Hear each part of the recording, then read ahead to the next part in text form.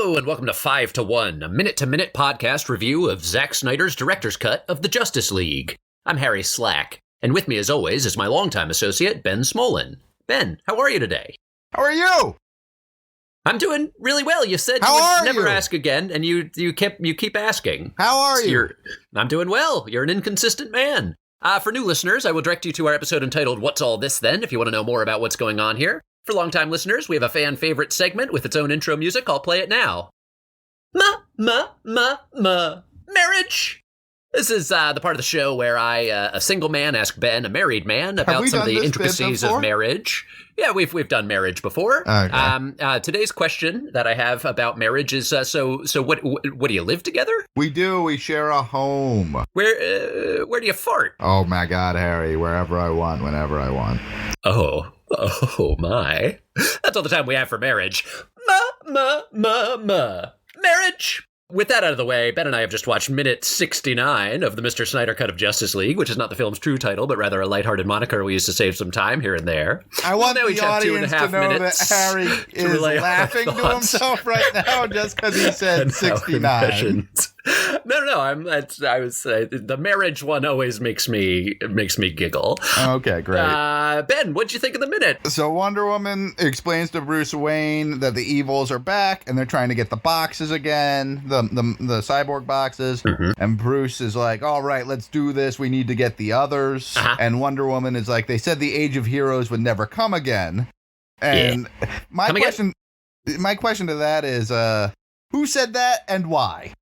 Basically, I'm like, great questions. The Age of Heroes existed. You have the spirit of a journalist. And we took a couple days. You ask questions a journalist would ask. I want the listeners to know we took a couple of days off from recording, and I do not enjoy that we're back again. And so, but like, it worked so well when the heroes got together. Why did that stop? Who is stopping them from reforming? Why did they split? But right after that, we go into part 3 of Unknown. This one is called Beloved Mother, Beloved Son, which is stupid. And of course, it just reminds me of part 1 where there was a quote and they didn't say the quote, and I hated that.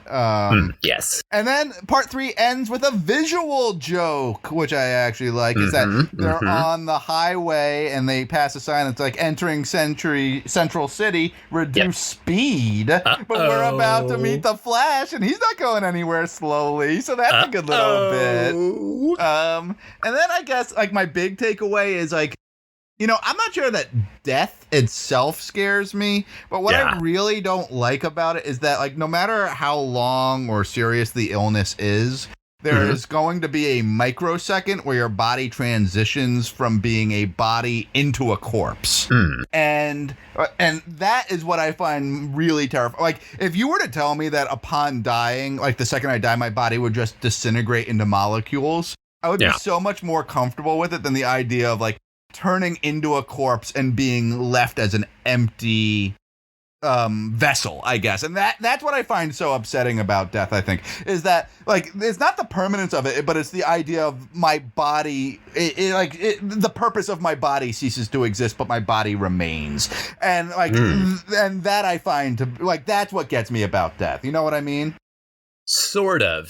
But it is that instance of transition that's the most concerning for you. Well, but if that transition was my body evaporating into molecules, it wouldn't be concerning. It's the transition of body to Ben, corpse. That's your time. That's my time now. Yeah. So I guess it's the 69, right? Lack of 69. Ben, come on. I'm trying to have, we're trying to keep it light here. We're but we're also trying to be a little genitals right now. Oh boy. And it's each person sucking genitals too at the same time. There goes our clean rating. After all that editing I did, I have to censor this whole thing. Oh boy.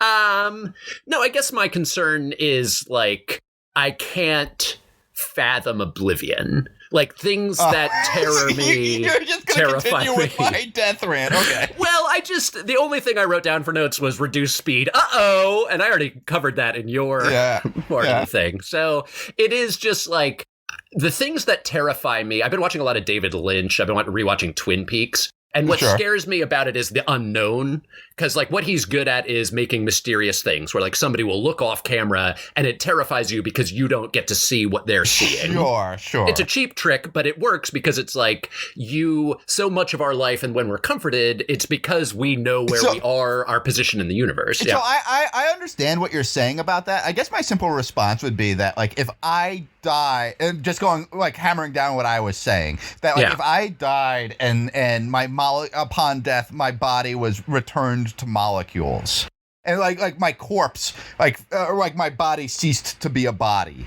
That the oblivion, then the oblivion doesn't necessarily scare me because it feels like I'm completing a natural life cycle with a plan. But when my body turns to a corpse, I'm reduced to empty matter, and that's where the unknown comes. Because what that means very clearly to me is that I no longer exist, but every other body still does.